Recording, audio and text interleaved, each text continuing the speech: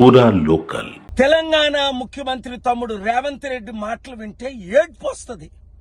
మమ్మల్ని దొంగల్లా చూస్తున్నారు, మమ్మల్ని భిక్షగాల్లా చూస్తున్నారు, ఢిల్లీలో మాకు అపాయింట్మెంట్ లేవు, విదేశాల నుంచి డబ్బు తేలేము, శాలరీలు కట్టలేము, మమ్మల్ని మొక్కలు చేసుకొని తిన్నా.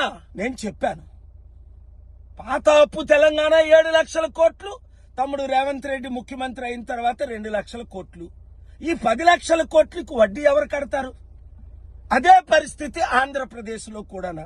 తెలుగు ప్రజలారా, ఈ ముఖ్యమంత్రులు మారి నాతో పాటు గత వారం వాషింగ్టన్ డీసీలో, అమెరికాలో, 2 వారాల క్రిందట టర్కీ, యూరప్లో సమిట్లకు వచ్చుంటే 100,000 కోట్లు, కనీసం సంవత్సరానికి 1,02 కోట్లు తెచ్చుకున్నా నిరుద్యోగులు ఆత్మహత్య చేసుకోరు, రైతులు ఆత్మహత్య చేసుకోరు, జీతాలు ఉద్యోగస్తులకు ఇవ్వచ్చు, ఇన్వెస్ట్మెంట్లు తేవచ్చు, అభివృద్ధి చేయొచ్చు. అంటే కలుద్దాం అంటారు, మరి కలరు. వాళ్ళు కలిసేటట్టు ప్రార్థించండి.